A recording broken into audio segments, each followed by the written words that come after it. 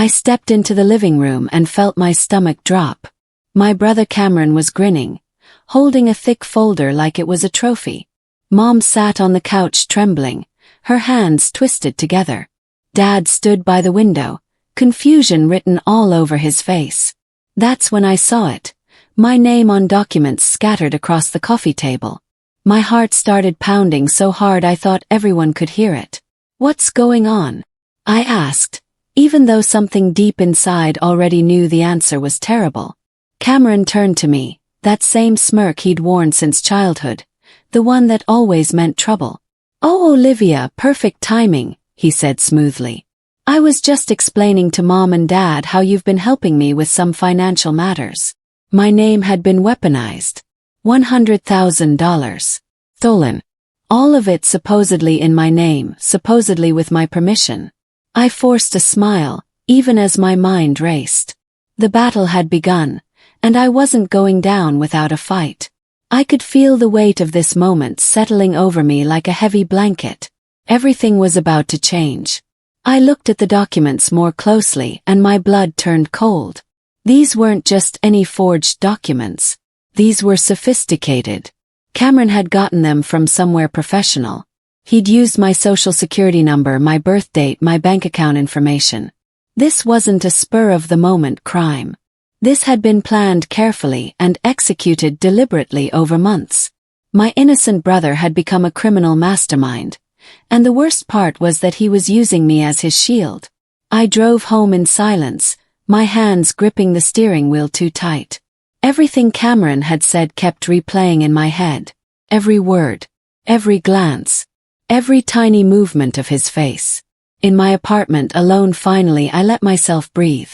Panic wanted to take over, wanted to make me scream and cry and call the police immediately. But I pushed it down. I'd learned a long time ago that panic was the enemy of clear thinking. I retreated to my bedroom, closing the door like I could shut out the chaos. I replayed every micro-expression, every hesitation in his voice. Cameron thought I was shocked and scared. He thought I'd panic and do something stupid. He didn't know that I was already calculating. A plan was forming in my mind, quiet and methodical. Observation first, reaction later. That would be my strategy. Let him think I was helpless. Let him believe he'd won. Meanwhile I'd be watching everything, learning everything, preparing everything. My panic faded, replaced by something sharper. Something colder. Determination. I'd spent years watching Cameron manipulate our parents, watching him lie his way through life. I understood his patterns better than anyone. This was my chance to finally expose him and protect my family from his schemes. I pulled out my notebook and started writing down everything I could remember about the meeting. Every phrase, every gesture, every detail would matter. I realized something critical in that moment. Cameron had made a fatal mistake by letting me see the documents so openly. He thought I'd be too shocked to react logically. He thought I'd go straight to the police or my parents in panic. He didn't account for the possibility that I'd stay calm, stay strategic, and build an airtight case against him. That confidence of his would be his downfall. Over the next week, I became a detective in my own family's story. I started small, asking casual questions about Cameron's finances, his job, his recent moves. People were always happy to talk about his problems. Everyone knew he struggled with money. What I discovered was worse than blackmail. It was a pattern. Years of lying, borrowing, manipulating. I dug deeper, accessing information I probably shouldn't have. His emails, his bank statements, his social media accounts. None of it was difficult. Cameron was sloppy where it counted. His passwords were predictable. His lies were inconsistent. He'd been overconfident, thinking his little sister would never suspect him, never investigate him. But he'd underestimated me. I knew him better than anyone else in the world. I knew how his mind worked, what made him tick, where he was vulnerable. Every mistake he'd made became a piece of the puzzle. Every careless action became evidence. My advantage was clear. I understood him completely. He had no idea what I was capable of. I found emails where he'd practiced forging my signature. I found bank statements showing money transfers to accounts I'd never opened. I found receipts for forged documents he'd bought online. The more I dug, the more evidence I uncovered. Cameron hadn't just committed fraud once. He'd been systematically stealing from our parents for months, all while using my name as cover. I cornered Cameron in the hallway on a Tuesday afternoon, acting confused and concerned. "Hey, I had some questions about those documents from last week," I said casually, like we were just making small talk. "I'm trying to understand exactly what happened with the money." I watched his face carefully as he responded. He was too quick with his answers, too smooth with his explanations. A smirk crossed his face briefly. He thought I was clueless. He thought I'd accepted his story without question. I let him believe that. I asked more questions, each one innocent on the surface but designed to reveal inconsistencies. When he answered, I filed away every lie, every hesitation, every place where his story didn't quite add up. This wasn't a normal conversation. This was chess, not checkers. Every move had purpose. Every question had a reason.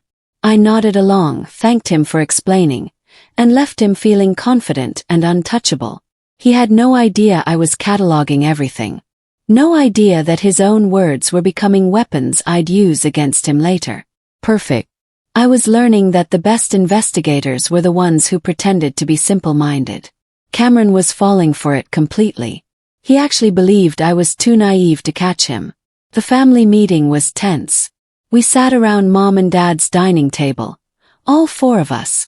Cameron gloated openly, telling our parents about his financial success, and how I'd supposedly helped him invest the money wisely. Dad looked confused. Mom looked worried. I sat quietly, biting my lip to keep from screaming. Their confusion only fueled his arrogance. He leaned back in his chair like he owned the room. He really thought he'd gotten away with this. I watched him carefully, noting every detail. He over-explained things that didn't need explaining. He brought up things I'd never asked about. He overcompensated when Mom asked direct questions. Every flaw became visible to me. Every weakness stood out like a bright light. I understood now that his arrogance was his biggest vulnerability. He was so confident in his lies that he couldn't help but reveal himself. He was making mistakes without even realizing it. I noticed how he touched his face when he lied, how his voice got slightly higher when he was nervous, how he avoided making direct eye contact when discussing the money. These physical tells would be important. People rarely paid attention to body language, but I was paying very close attention. I was building a psychological profile of my brother's lies. That night, I called my cousin Vincent under the guise of a casual conversation. Vincent was a forensic accountant, brilliant with numbers and trails of money. "Hey, I've got a weird situation," I said carefully. Purely hypothetical, but what would it take to prove someone forged financial documents? Vincent took the bait immediately. We talked for an hour, and he explained exactly what kind of evidence would be solid in court. He didn't know he was helping me build a case. I didn't tell him the truth, not yet. I needed to gather everything first. I needed to build a case so strong that even Cameron's lies couldn't crack it. Vincent would be my ally, though he didn't know it yet. My strategy was simple. Gather evidence quietly, build relationships with people who could help me, stay patient, and never let anyone see what I was doing. Trust would be my secret weapon. People trusted me because I seemed calm and reasonable. They had no idea I was orchestrating everything from the shadows. Vincent mentioned that forged documents usually had inconsistencies in font sizes, printing dates, or ink colors. He talked about digital forensics and how emails could be traced back to their source.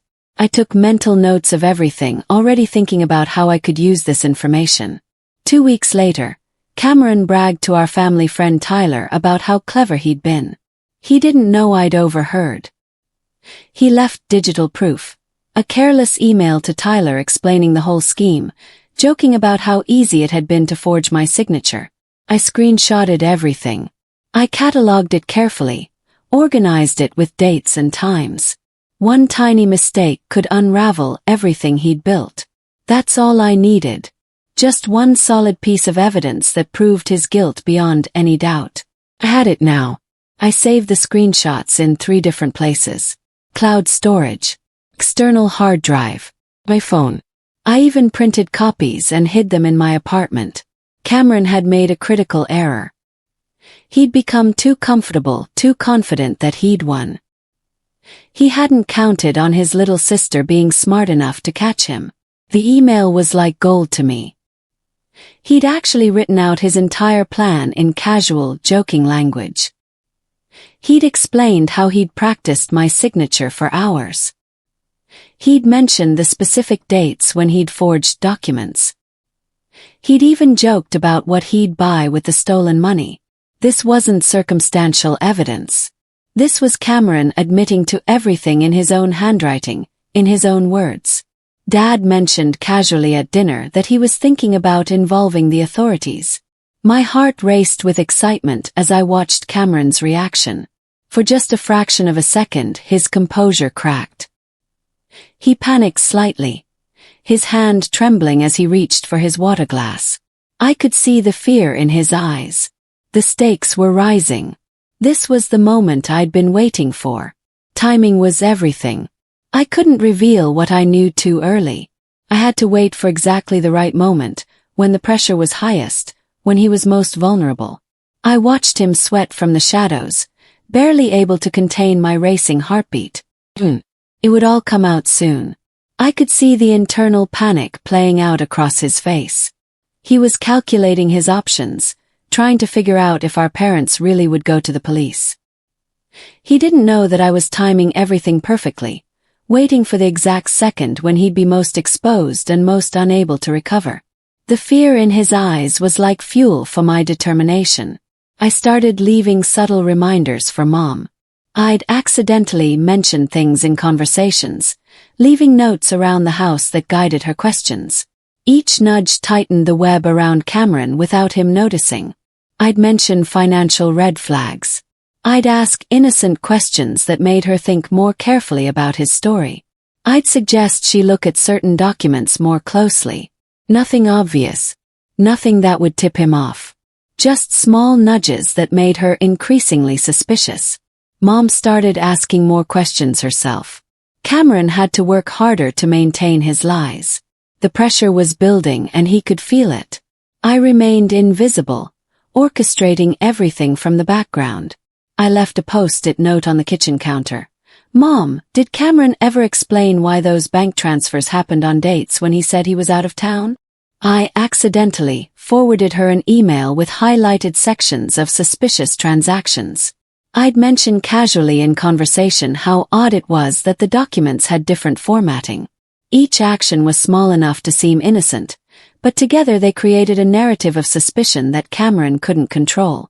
I was also careful to cover my tracks. I used Mom's computer to send some of the emails, so it wouldn't look like they came from me. I left notes that could have come from anyone. I made sure that if Cameron got suspicious, there would be no direct evidence that I was orchestrating this psychological pressure. I was learning to think like a chess player, always thinking several moves ahead, always considering how Cameron would react to each piece of information. I cornered Cameron in the kitchen one afternoon, acting casual while my heart hammered in my chest. So I was looking at those financial statements, I said, leaning against the counter. Some of these transactions don't quite make sense to me. Can you explain this one? I pointed at something on my phone, watching his face carefully. His arrogance faltered for just a fraction of a second. That split-second moment of doubt told me everything. He was weakening. His confidence was cracking. Victory tasted sweet even before the final reveal. I kept my expression neutral, like I was genuinely confused, but inside I was celebrating. He didn't know that I was playing him perfectly, that I had him exactly where I wanted him. I'd learned that the best way to catch someone in a lie was to make them feel safe enough to keep lying. Cameron was so convinced of his own intelligence that he actually thought he could talk his way out of any situation. But I'd spent my whole life watching him do exactly this. Charm his way through problems, talk his way out of consequences. This time his charm wouldn't save him. Mom confided in me privately one evening. She was confused and terrified. "Olivia, I don't understand what's happening," she whispered, her eyes red from crying. I comforted her while carefully planting seeds of doubt about Cameron's intentions. "Mom, I think we should wait and gather all the facts before we make decisions," I said gently. She believed me. She trusted me because I seemed calm and reasonable while everything fell apart around her. Emotional leverage was powerful, and I was wielding it silently. I wasn't being cruel. I was being strategic. There was a difference. I was protecting my family from someone who was actively hurting them. I held Mom while she cried, and I let her talk about how confused and hurt she felt.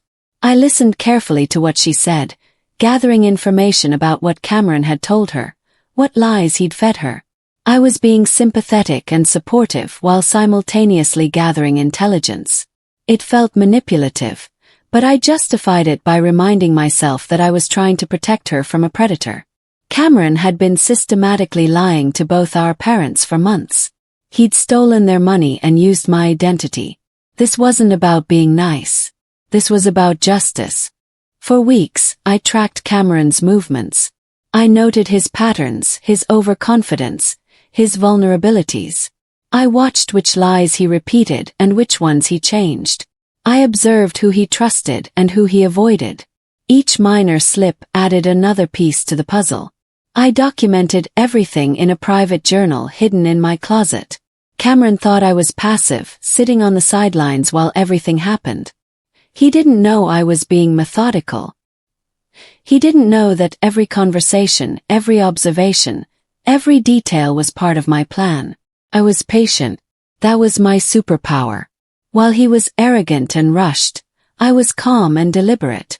I created a detailed timeline in my journal, mapping out every forged document, every false transaction, every lie Cameron had told. I noted which documents had different paper types, which ones had slightly mismatched signatures. I documented the dates of emails and compared them to what Cameron claimed he was doing on those dates. I created charts and graphs to help organize the information. This was like a puzzle, and I was determined to fit every piece into place perfectly. I hinted subtly to Dad that there might be inconsistencies in Cameron's story.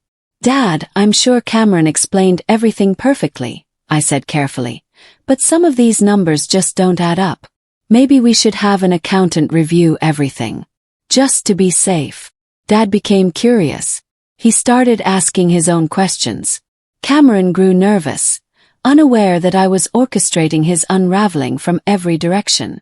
The walls were closing in, but he was too blind to see it. He thought I was just a concerned sister. He had no idea I was the architect of his downfall. I watched Dad's face change as doubt started creeping in. He was beginning to question things, beginning to wonder if maybe Cameron wasn't being entirely truthful. That's all I needed. I just needed to plant the seed of doubt, and then Dad's natural suspicious nature would take over. Dad had always been careful with money, always worried about being deceived. Cameron's lies had triggered something in him that wouldn't let go. One afternoon, Cameron almost discovered my digital trail. My heart raced as he mentioned finding some unusual activity in my cloud account. I deflected his suspicion with charm and plausibility, laughing it off as a glitch. "Oh, that's just me being paranoid about hacking," I said casually. "I've been backing up all my files everywhere." He believed me. This was why patience was key. Timing and composure saved me. I couldn't afford to lose control now, not when I was so close. My hands were shaking as I drove away from that conversation, but I'd kept my expression perfectly calm. Cameron had come close to discovering that I'd been accessing his accounts and monitoring his communications. If he'd realized that, he might have destroyed evidence or tried to run. But I talked my way out of it with a simple, believable lie. I was getting better at this. I was becoming more strategic, more careful, more ruthless. I didn't like that about myself, but I knew it was necessary. Evidence emerged that Cameron had tried to involve our cousin Derek in his scheme. Derek had refused, but Cameron had left a trail of messages trying to convince him. I collected these messages, screenshots of every conversation. He was trapped by his own network. Everyone he'd tried to manipulate was now part of my evidence collection. The noose was tightening and he had no idea. Derek was angry about Cameron trying to involve him in fraud. Derek agreed to help me if I needed him to testify. Suddenly I had a witness. Someone other than me who could confirm that Cameron had tried to involve him in financial crimes. This was huge. This moved my case from circumstantial evidence to documented conspiracy. I escalated the pressure. I sent Dad a carefully worded email referencing unusual activity in the accounts.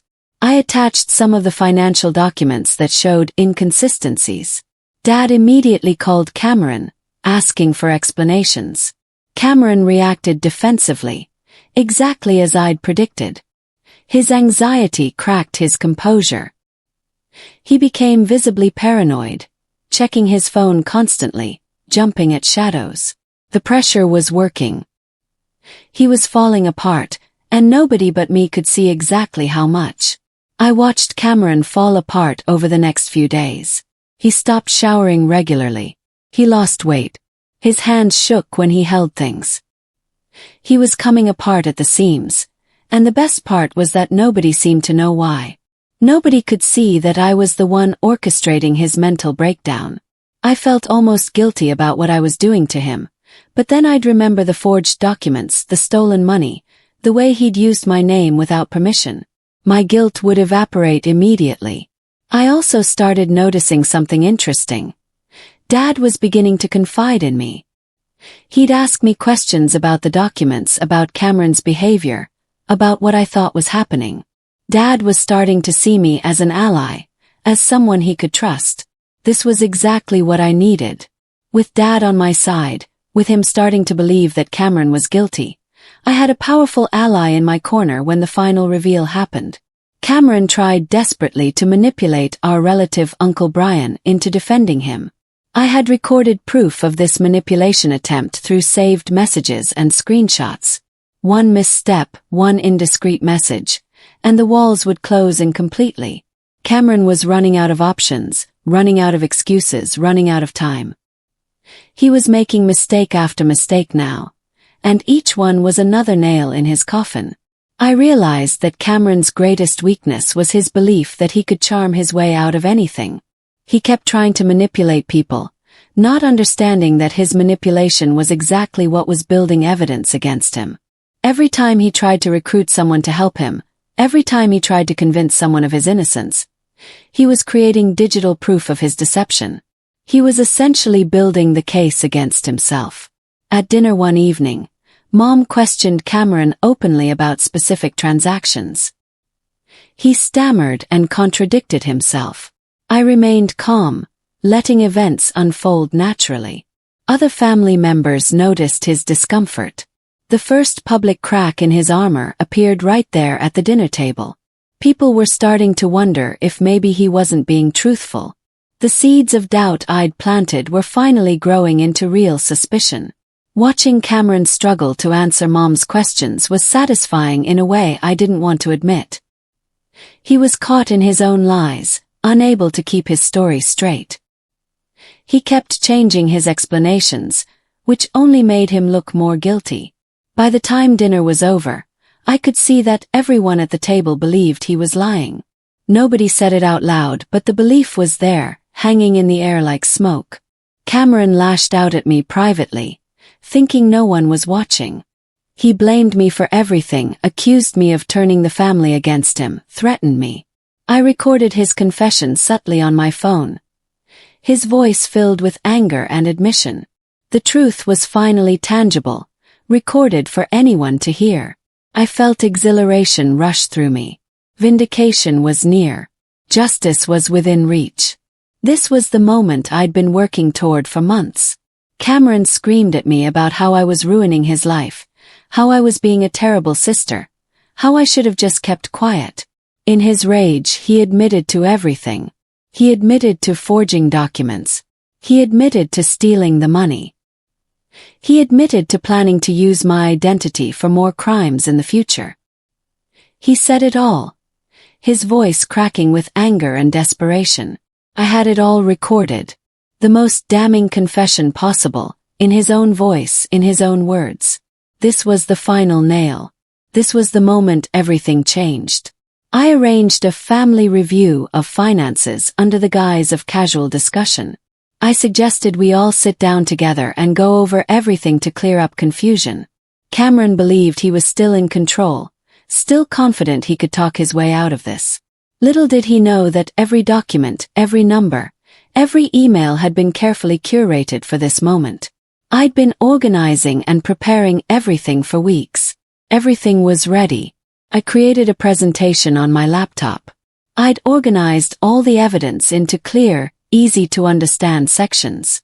I had the forged documents arranged chronologically. I had the financial statements showing the money trail. I had the screenshots organized by date. I had audio files of Cameron's admissions. Everything was labeled, organized, and ready to go. This presentation would tell a story that couldn't be denied or explained away. This was my final masterpiece.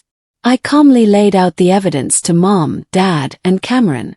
I showed them the forged documents. I explained the financial trail. I presented the screenshots of his emails bragging about the scheme. Cameron tried to interrupt, tried to defend himself, tried to turn it around on me. I let him speak, then systematically dismantled each excuse. Shock spread across their faces. Confusion turned to anger. Cameron could not recover. His lies crumbled under the weight of undeniable proof. I watched my parents' faces shift from confusion to understanding to betrayal. They realized they'd been manipulated. They realized their own son had been stealing from them and using their daughter's name to do it. The pain in Mom's eyes was almost unbearable to watch. But I had to continue. I had to show them everything. Only by seeing the complete picture could they truly understand what Cameron had done. Extended family was present when I revealed everything. I showed indisputable proof of Cameron's blackmail and manipulation. His smirk was completely gone. Panic replaced it. Humiliation was inevitable, but I kept it precise, never cruel. I wasn't doing this to be mean. I was doing this to protect my family and my own reputation. The evidence spoke for itself. Aunts and uncles looked at Cameron with expressions of disgust and disappointment. Cousins who'd looked up to him now saw him for who he really was, a liar and a thief. I played the recording of him confessing. His own voice, angry and bitter, admitting to everything. There was no defending against your own confession, your own words spoken in your own voice.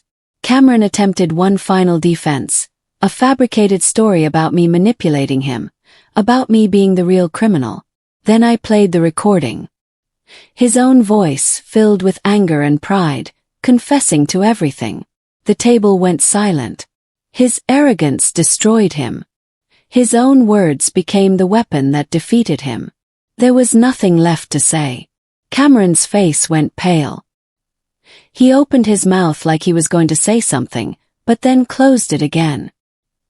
He understood finally that he'd lost, that there was no way to talk his way out of this, that I had won completely and totally. He stood up without a word and walked toward the door. Nobody tried to stop him. I stepped into the light, calm and collected. My family saw me not as a victim but as the person who'd protected everyone. They looked at me with respect and gratitude. My parents embraced me, tears streaming down their faces. Trust was restored. I had not only survived this nightmare. I had won. I had become stronger through this experience. Dad looked at me with new understanding in his eyes. Mom held my hand and thanked me over and over. My aunt hugged me tightly and whispered, "You were so brave to do this." For the first time in a long time, I felt like I belonged in my family. I felt seen and valued and appreciated. It wasn't about the money or the revenge. It was about finally being recognized for who I really was. Someone strong, someone intelligent, someone who could protect the people she loved. Cameron left our house defeated and exposed. The police got involved. The case was clear-cut.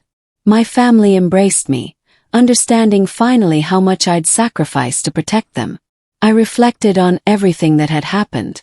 Intelligence, patience, and strategy had triumphed over recklessness and greed.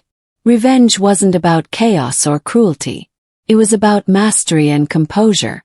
I'd learned that the greatest victories came not from rage, but from calm, careful planning. I'd learned that sometimes the strongest thing you can do is stay quiet, watch everything, and let the truth do the talking. My family would never underestimate me again. Cameron faced criminal charges.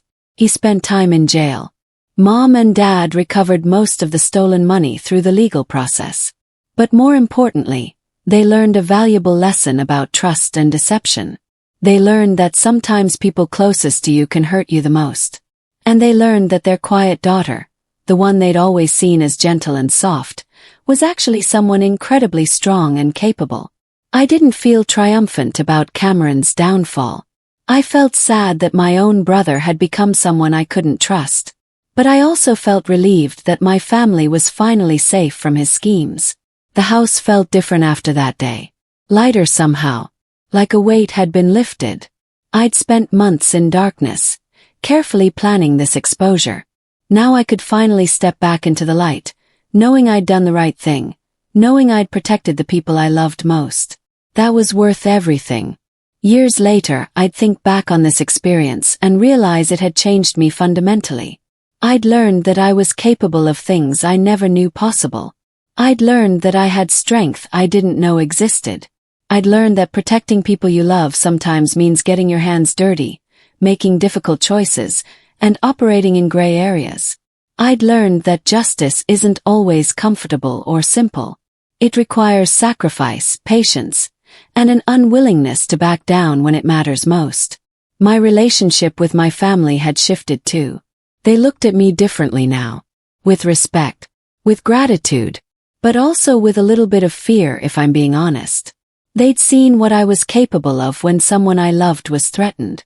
They understood that their quiet daughter had a spine made of steel. I never regretted what I did to expose Cameron, but I also never forgot the cost. The months of stress, the constant vigilance, the internal conflict between love for my brother and the need to protect my family from him. These were lessons that couldn't be unlearned. They became part of who I was.